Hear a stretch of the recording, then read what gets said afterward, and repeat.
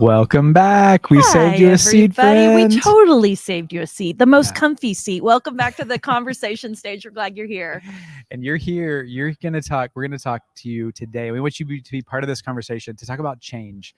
You know, this is something that comes up a lot, not only on the We Are for Good podcast, where we have this conversation often, but it's just like what we're all facing is the world is shifting so fast. How do we manage change in our organizations? Because it's critical to us thriving together and showing up together. And so as you come into the chat today, not only just tell us where you're joining from, but we want to hear, how's your organization really doing? And so from a 0 to 10, tell us how you're feeling about your culture right now in your organization. 0 is like send help. And truly, I think the care in these rooms, you're going to have some help surround you. Free mom but hugs if you're included. A 10, like we want to hear it. We want to celebrate that with you as we kind of kick off this conversation, talking about some of the harder things to navigate as a leadership team.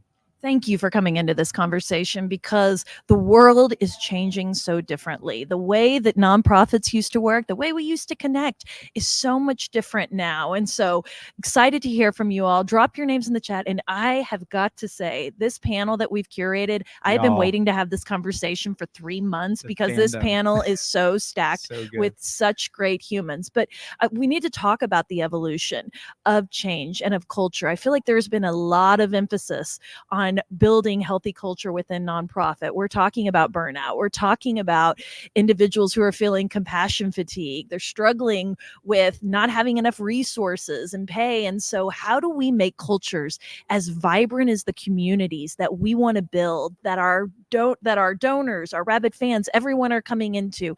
And I think this concept of managing change is really positioned as a negative. And today we want to tell you there is so much opportunity in leading into managing change. These expert panels are going to walk you through case studies. They're going to talk about, tried and true methods. We're going to walk through some of the practical strategies that really help get your organization, get the people into a healthy spot so you can go out and change the world. So you ready to start introducing these incredible human beings? I've been counting this one down. We're going to try to control our fandom, which is hard. Our enthusiasm's real. But yeah, we got to introduce you to this powerhouse panel that we have put together today. So first is Mia Henry. She is the founder and CEO of Freedom Lifted. Friends, go seek out Freedom Lifted and follow her podcast, her website. It's a company that supports justice-centered leadership development through online learning, training, and facilitation. Mia has more than 20 years of experience in organizational leadership, group facilitation. She's just this powerhouse. But I got to tell you, before starting this company of her own, she was an executive director at the Arcus Center of Social Justice Leadership at Kalamazoo College. So she's one of us on the front lines trying to figure this out and navigate it in a mission on the field. But Mia is a daughter of civil rights activists and the descendant of educators, pastors, entrepreneurs, all of whom survived enslavement and Jim Crow. And she dedicates all of her work to her family. She is based just outside of Chicago. And every time we hang around Mia, like, we grow, we feel cared for, and we feel so uplifted. So delighted to have you back in the house with us today, Mia, wherever you are. Oh my gosh. You even get some applause.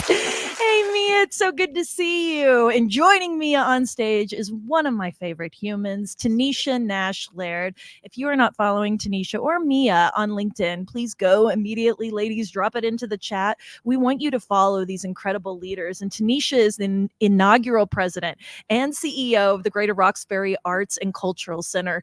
And we met her back when she was with the New York Symphony. And I'm telling you, this is an ED who understands not just how to grow a nonprofit, but how to build a community of support around it. She is a social change agent. She centers cultural equity in all of her work. And she is spearheading the development of this vibrant cultural center where the voices of Black and Latinx visual and performing artists are lifted up, and where social justice and economic development go hand in hand. She came to Boston from her last role, as I mentioned, over at the New York Symphony Hall. And I just want to give a shout out. She's an incredible mom to 2 amazing daughters who are also in that heart space. My mom runs a fine arts academy. So I see you, friend. Thanks for joining us, Tanisha. So glad you're on the panel. Tyler, giving everybody a round of applause coming in. Oh my gosh, too much. It is such an honor to have Shaun Lee with us. He is the co-founder and CEO of Six Levers. And talk about a leader that just shows up with open hands to serve. He has surrounded the We Are for Good team and poured us into us with resources and help to try to navigate some of the things we're going to be talking about today.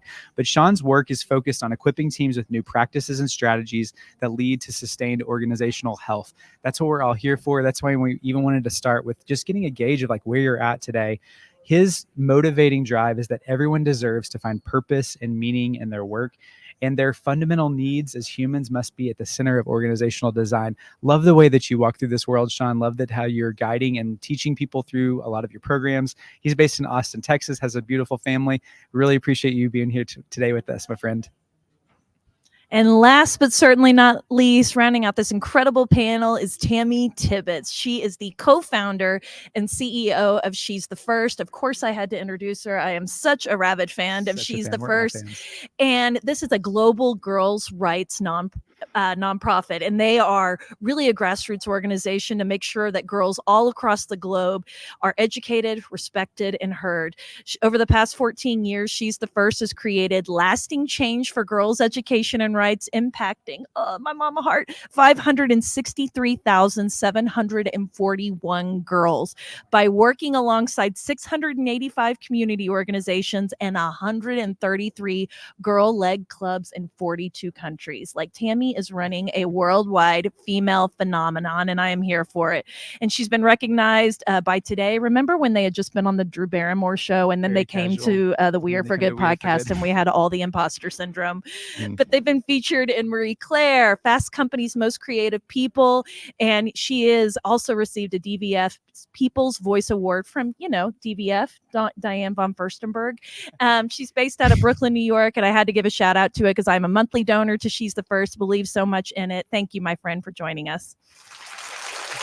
Everybody gets that round. All right, let's get into it. I mean, we talk a lot. I mean, today's going to be talking about change. And before we really get into any of the practical, tactical things, we really believe fundamentally that we have to transform from within. And I want to start talking today about mindsets of how we even perceive change. How do we think through it? What are some healthier ways and healthier mindsets around that? And I want to kick it to the group to really tone set for this conversation. Where's a good starting place? I mean, you're surrounded by evolved leaders. You're pouring in on your free time today, or maybe not even your free time, to be part of this responsive summit. If you're gathered here, how can we really tone set for this conversation of what mindsets are required really to step through change in a beautiful way? Who wants to kick us off with that? Who looks most eager? Shaun, get in here. Let's see what you got to say. Oh, well, thanks for having me. It's such an honor to be here with y'all. What an incredible panel, and love you guys. So thanks so much for having me. I think a couple mindsets come to mind. This idea of how do we meet fundamental human needs, and how do we think about that through change and the value and connection that has to change. And then the other one would be, how do we begin to move upstream and think about the underlying systems that we work within? So I'll just unpack those just really briefly here. This idea, I think the connection between like fundamental human needs and change, if we let's accept this idea that we, in the workplace, we all have underlying needs, such as a need for contribution, a need for clarity, a need for belonging and connection. We all have those to some degree, but they vary based on our unique wiring and who we are as individuals. It's important to consider those through change initiatives, right? So how do we think about, like, just take contribution and clarity, for example, the degree to which people have voice and are able to give input towards the particular change, and how will that increase the likelihood of success in it? So that first one is just around how do we consider fundamental human needs as it relates to change initiatives. The second one is around going upstream. And this really means, like, how do we look beyond surface issues that we're facing, just like and avoid maybe a quick instinctual just kind of gut reaction to, like, well, this issue is because this thing that I see right in front of me, and begin to embrace a mindset of moving upstream to seek the deeper issue, right? And when we do that, we might have a better idea of the strength of our systems, right, and the degree to which they're ready for change. Such as, do we have a way in which we set priorities that allow us to understand our capacity? Do we have an agreement as a team on how we navigate tension and conflict that we will inevitably hit when we go through change? And, like, how do we go about working through that through a particular change initiative. So thinking about that as our awareness of our systems and how we tend to them as we think about the change that we want to take on. Right out of the gate, Shaun giving us like the deep existential things we do need to be talking about. Mia, I just think you are such a brilliant advisor on this. And I think you just speak with so much calmness and confidence. Like, get in here, talk to us about your mindset, where you think somebody should start. Well, thank you also for having me here. I'm so glad to see you both again and to be on this awesome panel. I'm always talking about power. So to me, when I heard Shaun speaking, I'm hearing, what does it look like to make sure that everyone has power, right? And when we feel powerful, we can manage change, right? We can handle change in ways that are confident, that are in ways that are removing not just blocks and barriers for other people, but the ones that we sometimes set for ourselves. And we're able to embrace power as something that everyone should have. Then we're able to see it as abundant. And that is, I think, a huge mindset shift for folks. A lot of people come to me, problem first, often. They know I talk about power all the time. So they're just like, what are we going to do about power dynamics, right? And implicit in that is that there's an issue, right? There's a power struggle. And especially when we think about fundraising and we're thinking about power of the donors, sometimes we just assign too much power to the donors, right? And if we don't feel powerful in ourselves, we may feel intimidated by the wealthy and underestimate those who are not wealthy, right? And their ability to give. So just really being able to think about power as available to everyone, and that we're able to, center our communities, even in our conversations with donors. I think that's so key. So for me, it's all justice-centered leadership. And all aspects of nonprofits require that we are always thinking about power, but not in a way that we're thinking about the power struggle, but we're thinking about the power possibilities, Just reoriented my brain. Anybody else out there? Thank you for that. Tanisha, I see you nodding. What else you got? Oh, we lost. You're on mute. We know we got you. Of course I am. We've all been there, my friend. All been there. Well, it's interesting. If Mia's thing is about power, I'm always about let's lean on mission and let's figure out how we can align on that. That seems to be the thing that I always go to first, that we should be sort of mission driven. And that's why I was sort of nodding around. If we can align our power around the mission, then we're good. Mm-hmm. Ooh, that simplicity. Tammy, round us out. What you got? Well, I love this topic. I think it's such a courageous conversation, and I'm thrilled to see the geographic diversity we have in the room, in the chat. So thank you for including me. I think when I think about change, there's kind of like two types of change. There's the change that you initiate and lead, and then the change that happens to you. And of course, the latter is scarier and makes us more fearful. But that change that you can initiate and lead, I think that's what Mia is getting at. Like, that's when you have the power, and you can have more of an abundance mindset. So whenever I'm in a situation where I feel that change is scary because it's happening to me, I try to reframe and think about what can I do, what can I control, and try to switch gears into a place where myself or the members on my team have power to actually make decisions and try to turn it into a positive experience, even if at the outset it might look like a negative one.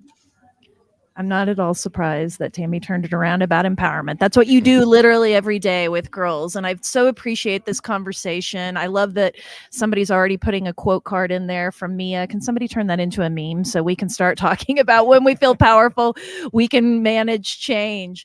But I want to get into, what does a healthy culture look like? And I want to pitch this question to you, Shaun, because I got to give a shout out to Alyssa in the chat, who was brave enough to say, you know what, I think my culture, if I'm going to rate it 0 to 10, we're at about a 2 to 3. And I think that's pretty consistent with what we hear across the board. And we want to know, what are sort of those hallmarks, Shaun? Like, what are those through lines of organizations that do have healthy cultures? What are those sort of tenets that they have nestled deep down and embedded into them? We'd love to hear your thoughts on this. Yeah, well, I mean, I think similar to where Tanisha went around mission, I think we first and foremost say organizations that have a real clear sense of identity are ones that are going to have more conviction and come from a place of stability when they need to navigate change. And also just when you think about like what's the foundational elements of healthy culture. And one of the things that we found in our work, and sorry, I apologize if I say we, but I'm part of a team, and it's just sort of in my vernacular. Look at him, collective power. Keep going. Like yes, it's okay. These ideas are not completely my own, so that's why I say we. And so, if we've heard of like this idea of mission drift, right? Many of us probably have. We think often that's because mission is really not quite enough, right? I mean, the idea and ethos of mission certainly is, and like the idea of being bought into it. But when we think of like what else might we need to be clear on in addition to mission, like maybe the way in which we accomplish our mission, or values, or our principles for how we work with each other, or the handful of measurables that indicate if we're going to be successful in accomplishing our mission in a way that maybe provides more clarity. And one member of our team often says it's like a bat signal that goes out, right? And people say like, I want to be a part of that, right? I want to. That's so clear. Your identity is so clear. Like, I really want to be a part of that, or I don't. That's great too, right? Like that, where I'm so clear that maybe you thought you would have been a part of this, and turns out that maybe you weren't. So they weren't the right fit, or for different reasons. So clarity of identity is a great place to start. And then I think the other one would just be just tending. I mean, I kind of mentioned this already in the first one, but just the intentionality into which we think about tending to the systems that we work within, right? Oftentimes, it's sort of a meta concept, but it just comes to like this idea that there are aspects of how we work that we interact with all the time, like how we meet. Think about how we run one-on-ones, how we work through conflict, and for most of us in teams, they're just sort of running on default. Right. And we don't seem to, I mean, Mia, to your point about power, we don't seem to acknowledge and understand that we actually have the power in many cases to adjust those things if we don't like how they're going. So it starts with awareness of those systems and a willingness to step into it and ask questions and say, hey, there's got to be a better way to do this. How can we do that together?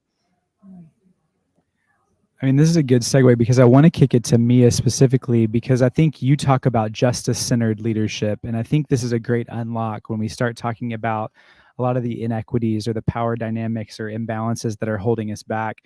So I want to, kick it to you to say, how can this approach to leadership, this justice-centered leadership, really provide this unlock to organizations? Maybe define it, and then let's jump off with that. Yeah, I hate to sound like a broken record, but justice-centered leadership, justice-centered leadership, it's about power, and it's about centering it in all of our conversations, and to what Shaun was just saying, in the way that we do our work, right? Again, seeing power is abundant in the way we run our meetings, in the way that we deliver towards our mission, of course, I'm so glad you're here. We love dogs. Love the dogs. Yeah, Bring them in. Keep it real. That works all morning, right now. But yeah, and it looks at it we have to look at it in how we show up personally, our workplace cultures, to what Shaun is speaking to, and our policies and practices, right? And so I always think about it, it's the culture, the workplace culture is all the things we do. They're not written down, right? And the policies and practices are all the things we do that are. And so how are we looking at power at every level? Our own experiences with power, and how that shows up in how we assert ourselves and when we're able to ask for help, right? How we're able to create cultures at work that are both compassionate and accountable, right? And how we create policies that are both, they protect people and empower people, right? And so constantly asking those questions, that to me is where we're moving towards justice, because justice starts with the self, right? Revolution starts with us. And so it's so important that we interrogate where our experiences with power impact our decision-making in the workplace. So if we use a race-based example, because a lot of people think about when I'm talking about justice, they do think about the identity of how people come in, racial identity. There's many, many other identities. We can talk about all of them, right? But just using, if we go by a racial identity, if a person is a white leader and they are really looking at power and how they show up and how they are leading, how they show up personally in relationship with others and how they are leading around culture and policies, it means that they are embracing and not afraid of diversity, right? Because they don't feel threatened by it, right? This is, again, managing change in a changing world. The fear of diversity is coming from a fear of change, right? The person is able to manage and be managed by people of color, right? And they don't underestimate, as I was saying before, anyone's ability or willingness to give based on their identity, right? If they're a person of color and they have positional power, they're not afraid of using it. You know, and they're not also, they don't feel like they have to do everything perfectly. You know, speaking like a person of color who had positional power in multiple organizations, I struggled often in making sure that I wasn't afraid to use the power I had when I had it, not afraid to mess up, right? Because I knew I could ask for help, right? But because I was raised in very much a way that you lose face, right, when we ask for help. And they may doubt me as a person of color and my ability to lead if I'm not showing up perfectly all the time. And I also, you know, again, know when to assert my authority and not feeling like I can't confront someone, right, because I'm afraid of being undermined or underestimated. So that's just one example of how, you know, individual leaders can honestly reflect on their identities, their upbringing, their opportunities that they have now, you know, to lead through the lens of power. And we want them to have the strength and resilience to lead through change. It really requires that we're constantly interrogating how we understand power and how we use it. I'm so glad you brought up fear, because I feel like if there was a little bit of a banner that we accidentally wave in this sector, it is that scarcity that is always holding us back. And if we're operating in fear, if we're leading through fear, then naturally there's going to be voices that are not going to be included. And I love this idea. We've talked with Tulane Montgomery about proximate leadership and how do you have an awareness of how your leadership can bring people in and how it can turn people off, and how do you use what you have and the power that you have and how do you share it. We were getting into that a little bit with collective power. I think that was so strong, and I want to like sort of shift the lens on the conversation just a little bit to how do we manage change internally. And you four are all on this panel because the way that you show up in your businesses, in life, in your organizations, you are such brilliant leaders that communicate so well. You lead with dignity, you lead with your values. And I want to kick this to you first, Tammy, because I think she's the first, does such a brilliant job with like global communication. I've heard from so many different people at so many different levels within the organization. In fact, somebody reached out to me last week and said, you still want to run the New York City Marathon for She's the First? It is on my bucket list, Tammy. I swear I'm going to do it at some point, but I love that it was somebody I'd never met before. And so I want you to talk just about like how you approach communication with your team, with your partners, with your board members, with those people who surround your organization. Talk to us about how that really helps you manage change and culture within your organization. Sure. Well, I'll focus on internal communications. And I would say, in general, I strive to be as open and transparent as possible. And I'll give a couple examples. One example is from during when COVID broke out, and we were, like many nonprofits, in the unfortunate position of having to cut our salaries, the staff salaries, but with the intention, and we did restore their salaries and pay that difference back when we got on the other side of it. But I remember, like with my co-founder, Kristen, having to tell the staff that their salaries were going to be reduced. And manage that kind of communications in a way that would not, create fear or hardship. And what we did is every week we would give the staff kind of a high level update on the organization's financial health. Smart. And how we were doing. And then very clear, like specific dates and milestones of when we would be restoring their salary. It wasn't just like, unfortunately we have to reduce your salary and hopefully one day we can pay it back. It was like there was accountability that we as leadership had into them. And I think that was a situation that we were able to actually keep the staff trusting us and invested in the organization. Another example where I actually probably took the having open communication a little too far is on the subject of leadership transitions. I think this is something everyone, especially who is a founder of an organization, I hope is thinking about succession planning, because leadership is meant to be shared. And I hope founders aren't like holding a death grip on their organizations. I think it's healthy to talk about leadership change. However, I have learned it also freaks people out to have a beloved leader, a trusted leader, to think that they will no longer be there. And as I think about my own succession planning, being almost 15 years into leading the organization, last year, I think I spoke a little too openly about my plans and hopes regarding my own future transition.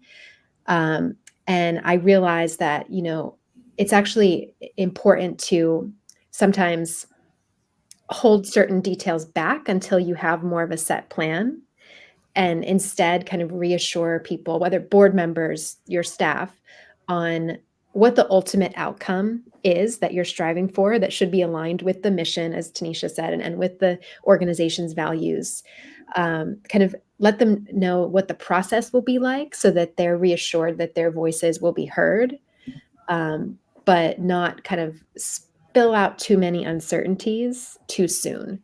So that's kind of the balance that with internal communications that I try to strike, and being very open and transparent, but not oversharing to the point that those who don't have as much information as I do would, lead them to be worried or anxious. I feel so seen as a resident oversharer in that, and that I am. Is there anyone else that wants to jump in on this conversation and kind of pick up the ball where Tammy left off? Yeah, I mean, I think everything that she said is amazing. What I was processing during this conversation is that a lot of my biggest lessons came during a crisis that was the pandemic as well, whether it was figuring out how to innovate during that time, but also making sure and modeling resilience for the organization. So communication is absolutely key, but also not just telling, but involving them in the solutioning, right? So whether we're talking about the innovating and having the team being involved in the innovating, but also on the communicating side with the stakeholders, helping them identify what the problems are and helping them and partnering with them on the solutioning of it as well. I think the one thing I want people who are watching this panel to think about, because we've sort of mentioned it in different ways, is just don't operate out of fear, right? Like fear is sort of the thing that is going to totally derail you. I've seen it too many times in organizations. And for what we do, it's kind of, I can understand why fear emerges in so many different ways. But I think if we communicate and work together, then we can overcome a lot of that. And I think it's funny, Tammy, what you were saying about secession. I had that same, and I wasn't a founder, but I've always, when I enter into organizations, try to have that conversation. And I think because my history is going into organizations where I'm essentially turning them around, that the idea that the person that helped turn it around is now talking about leaving creates a source of fear, when it's like, no, you got this, you got this, you got this. So that's something else I haven't quite figured out how to approach without it getting all like, what do you mean? what do you mean? And I'm like, no, but this is a healthy organization is thinking about secession. So anyway, communicate, but also make that a two-way street as well. I just thank y'all for the vulnerability in the room too, the safety that you're just sharing these stories and kind of bringing us behind the curtain, so to speak, because I think it's so helpful just to verbalize these things and talk about them. And I want to talk about this idea of creating safety, creating stability, because at the Responsive Summit, we're talking about all this about innovation. We're talking about change. We're talking about managing change. It feels like we have to start from a place of stability. How do you build that? What are some hallmarks of that? And I can kick it to, we had you down, Tanisha, but we could go anywhere with this one. I'm curious what your thoughts are.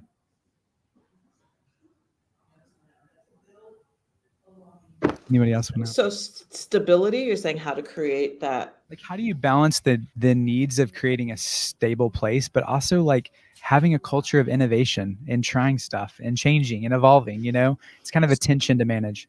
So I actually, I'll just speak briefly since I spoke so much just now, that I actually think it's not only mission driven, but it's also, again, stakeholder engaged, right?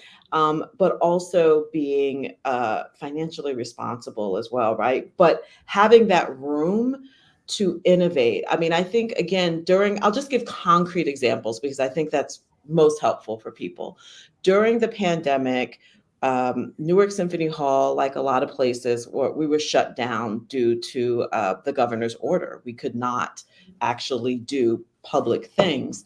And so we were trying to figure out how we could make money. And we had before the pandemic, we had rented out to film and television a little bit. And during that time period, we just sort of went all in. But our mission really is about the residents of Newark, New Jersey, which is predominantly Black and Brown community. And it just occurred to us that, production assistants, that's like the entry level, because we had this bigger mission of getting more people into the IATSE union. But this production assistants, that's like an entry level thing.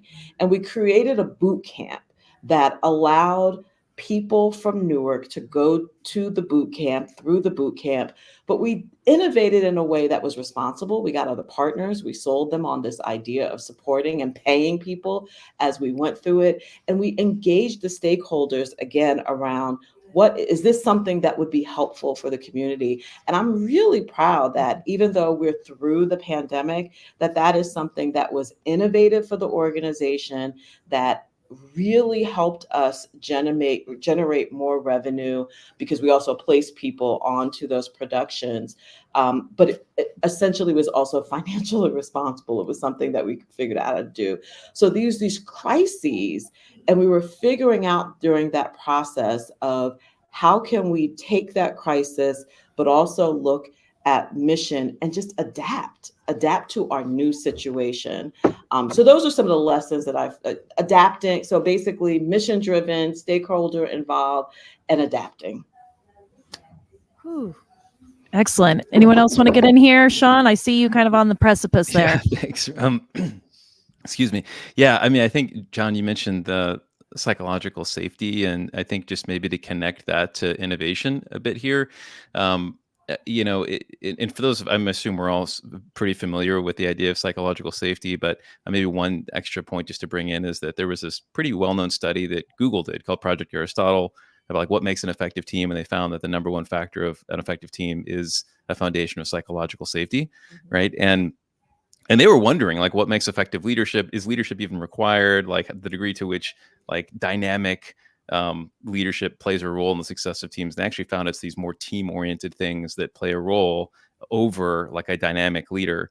And but as people in teams and working in collaborative environments, I think the question becomes then, like, what do I do day in, day out to either like build or build psychological safety, or what am I maybe in an unknowing way doing to break psychological safety, right? And so I think a handful of things that we've thought about and we coach leaders through is like really simple things. Like, think about your ratio of talk time, right? If somebody has an idea of like they want to bring a big idea, but there's no space for the big idea because you're talking all the time, right?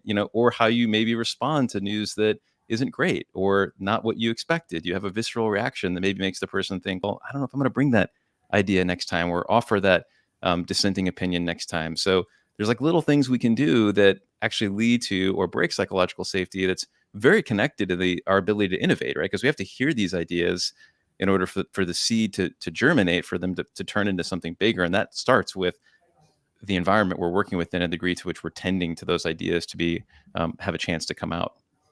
I feel the vibrant, thriving organizations. Like, I feel like the potential is coming out because there is so much under the iceberg. If you can create that space of safety, you would have never thought that somebody in your organization would have an interest in an area or have a skill set in a different area. Mm-hmm. And I had this question, and I think it's probably the pink elephant in the room. Mia, I'm going to kick it to you because it's something that We Are for Good gets all the time. I think when you're having these conversations about how do we reform the sector, how do we become more modern? How will we embrace something that's different? One of the biggest pushbacks that we get from people within our community is, I believe in this change, but I can't get my leaders on board. I can't get my board to get on board with this thinking. And so I want you to talk a little bit about the power dynamics at work for those individuals. And I'm sure there are many that are listening right now in the community and in the chat saying, I want to run full force at this, but I don't have a leadership that supports that yet. What the heck do I do? Speak to us, Mia. Well, I'm going to definitely address that. And I want to just affirm what I heard Tanisha and Shaun saying about, and Tammy, when you were talking about succession planning and this idea of creating stability. I think we're only able to, we have to, what I hear is give people small opportunities to take small risks. Right. And so we want to balance, we don't want, if there's psychological safety without like risk taking, then it's too much comfort. Right. If there's too much risk taking and not psychological safety, it feels very, scary.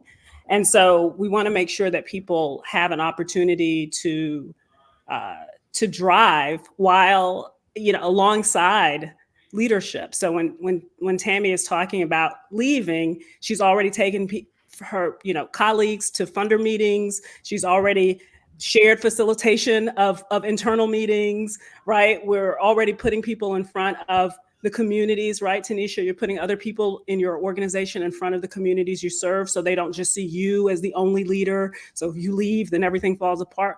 We're always pushing people just a little bit outside of their comfort zone, because if they have that psychological safety, they will feel like they can take risks.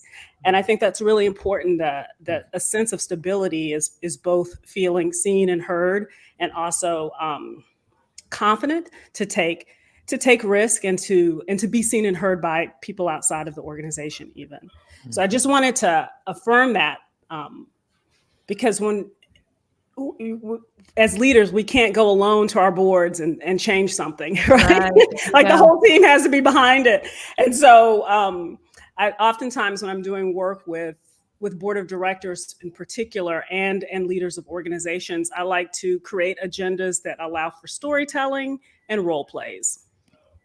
Right. Give them opportunity to, again, tell stories about their relationships with power, right? And give them opportunities to act out worst case scenarios. Really just address the fears head on, because all of all of the resistance comes from fear. That's where it comes from. Yes. So we have to give people an opportunity to share those fears. If you decide that your mission or the way you're delivering your mission is going to be justice centered, right? And the board is flinching, then let's ask them, why are you flinching? What do you think is going to happen? What are we afraid of? And let them act it out. You be the person you're afraid of, or the community you're afraid of, or the donor you're afraid of. What would they say? What would they do? How can we practice responses to that? Let's look at the worst case scenario, and let's look at what are the other possibilities, right? Give people the opportunities to just play it all out in the safety, right, of their own teams and communities, so that when they are faced with change, with resistance, and with really straight up obstacles and opposition, which is what a lot of organizations that I'm working with are dealing with right now, that they're confident because they've seen and thought through it before, and they have each other's backs. I just want to, I know you guys are gonna Tanisha. It's so funny because the one thing that I had to learn as a leader, because I was being confronted with a lot of resistance with the organization that I was leading. It had been failing for so many years that now it went from failing to abundance, and it was difficult because I had the same governance structure and people. And I remember when I was saying, okay, we're now going to be paying our ticket takers $15 an hour. And there was all this resistance, like, no, we can't do that. And it was very shocking to me. And finally, I asked someone, I said, well, what is it? And they said, well, we never were in a position to do that before. And so it was like a fear. And that's when I realized, a lot of their things, what I thought were big pieces of resistance, it really was fear. And I had to uncover and unpack that. And we had to talk it through, and I had to explain, no, it's only, they're not just sitting around and getting paid. It's only if there's an event that they're getting paid. And that money that's coming in for that event is what covers, but it was unpacking what the resistance was, and it was making the space for the conversation. And I think that's a theme, right? That we have here, that it has to be a dialogue and conversation. I love that story. Yeah. I mean, what a beautiful story. And I think, it's something that we have been lifting on the podcast this season specifically, is that we're whole humans in this work. I mean, we're all bringing a lot of different pieces. We obviously all have our personal lives, and that intersectional piece of that, of how we show up, we're bringing a lot of these things and these scarcity mindsets, maybe, or beliefs that we have about money or power or whatever, into the workspace too. So I love that we're going there. I'm grieving that we've got like a 4-minute countdown timer staring me down. So what we're going to do is you can't hang with us without giving us your one good thing. And I know this conversation's begin to stoke a lot of thoughts and maybe things that are bubbling up inside of you that you want to share. So as we round out, I want to go around and give you a platform to say, what's your one good thing around this topic, or just something that you feel like would speak to the tone in the room today. And who wants to go first? Shaun's already nodding. Shaun, I'll start with you. Okay. Yeah. Maybe like one portable tactic in this, when we think about how to go about driving change, is this idea of propose and experiment versus describe and defend as a way to build buy-in. All right. So how do I come like open-handed? This is hard for leaders, by the way, like, right. We're passionate and full of a lot of like big ideas. But how do we back off that a little bit and just say, hey, I have an idea that maybe will help this thing. And maybe in like, say it like this, like, I'm not 100% sure if it will, but maybe we could give it a shot. Right. And what do you think? And then like work the ideas the team has into it before you move forward, as opposed to coming with like the full armor of everything that you want to say and trying to convince people to get on board, because you might get compliance with that, but you won't get people really believing in it. There's a reason Shaun does this for a living. Yes. Applause meter. The live audience here appreciated that. Perfect. Tammy, do you want to go next? Yes, I would say do what Mia said in terms of playing out that worst case scenario and how you would react to it. Then ask yourself, how many times has that worst case scenario happened? Versus how many times have the beyond my wildest dreams scenario happened? And chances are there are going to be more cases of things happening beyond your wildest dreams. So just remember to trust your track record, and that when the bad or unfortunate things happen, you have within you the strength to figure it out. Loving this so much. Oh my gosh. Tanisha, what you got for us, my friend? Oh, okay. So, we didn't really get a chance to talk about resilience. I know that was something that you so thoughtfully put on. So I want to kind of bring that up, because I think sustainable change can only happen if resilience is present. And again, this is a lesson during the pandemic that I needed to model resilience and self-care, because what I found was my staff was working way more hours, believe it or not, during the pandemic than before. So modeling that resilience and self-care, providing them support. You all heard before how I gave them, therapists, literally, but also to celebrate the progress, right? We haven't talked about that a lot of the success, you have to celebrate it. We're so running and win, win, win, win, win without celebrating and standing into that. And that's something that I had to learn, not only learn, but learn and model for the team as well. We Are for Good is still learning how to do that. So thank you for calling us out and calling us to do more of that. Mia, round us out here, my friend. Well, you know, the issues that we're facing today are just unprecedented. And I want to first just give everyone, you know, encouragement and warmth and affirmation, because I know everyone is truly doing the best that they can. With that, I don't want anyone to feel isolated in your leadership. I want everyone to have the relationships and the confidence to see each other as partners, not as competitors. And so I really believe that this always requires that we have honest conversations about power. So my one good thing is to make space in your organization to openly talk about power, our experience with it, and how we create a world where everyone has more of it. Because leading back to your change or your quote, that is what drives the change, is when we share that power. And I'm going back to our first conversation on this stage today. And Scott Curran says, what a time to be a nonprofit. Yes, that we are living through an unprecedented time in history, but those who are going to reach out and seize this opportunity, they're going to bring others in. I mean, Julie, if you can drop the We Are for Good community link, please do, because what I want to say to each of you is that no one can do this alone. And this has to be an evolution. It has to be an evolving conversation. It's an evolving journey for all of us. Find your community. Julie's dropping ours in there. We would love for you to have you there, but please find a community wherever you are. Find people to bounce off your ideas, your fears, to talk about these conversations, because that's how we're going to evolve as human beings. You four extraordinary human beings are doing such incredible work. I thank you for not only joining this conversation, but for the way that you show up on the daily to do what you do.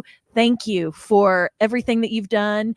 And we want to make sure that we kick everybody to the main stage. We're going to have final comments today for the day. I want to give a shout out to our sponsors, Microsoft, Feather, Community Boost, One Cause, Classy, Windfall, and Amphil, who made this event free and accessible to you.